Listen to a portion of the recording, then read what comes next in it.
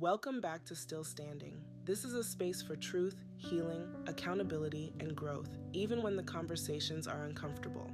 Today's episode is one of those moments where silence would be easier, but silence would also be irresponsible.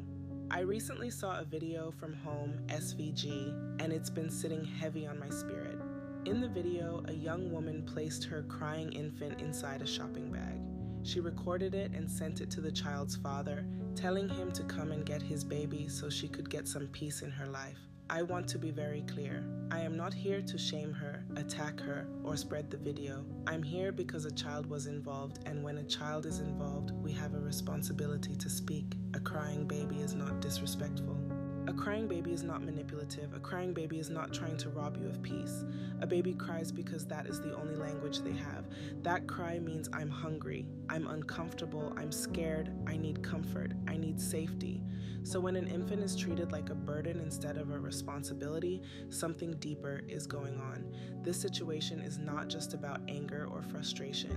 This looks like a mental health crisis. Postpartum overwhelm is real.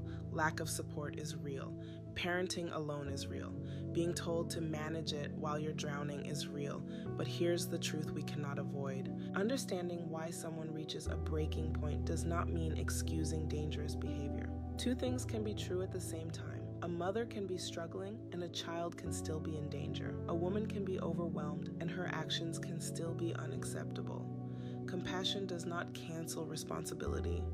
What disturbed me most was not just the act. It was the choice to record it, because when someone documents a dangerous moment instead of asking for help, judgment is already impaired. That is when family needs to step in. That is when community needs to step in. That is when systems need to step in. Not later, not after something worse happens. I need to say this clearly. A child is never leverage. A child is never a message. A child is never a bargaining chip. A child is never payment for someone else's absence.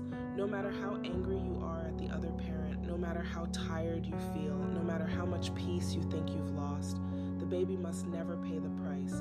Yes, fathers must be held accountable. Yes, co-parenting failure contributes to situations like this. But we do not wait for a father to step up before protecting a child. The child comes first, always. In our Caribbean communities, we need to talk honestly. We tell women to hold strain. We glorify suffering. We shame people for asking for help. And then we act shocked when someone breaks. This is what happens when mental health is ignored. This is what happens when silence is mistaken for strength. This situation should not be handled with mockery or online pile-ons. It requires intervention. It requires protection for the child. It requires guidance and support for the mother. It requires accountability for both parents. Protecting a child is not attacking a woman. If you are listening to this and you feel overwhelmed, hear me.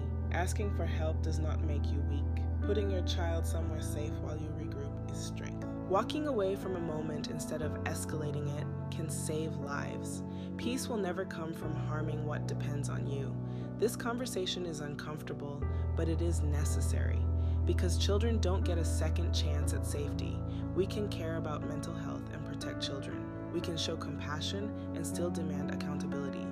Two things can be true at the same time. I am still standing, and I stand for children who cannot yet stand for themselves.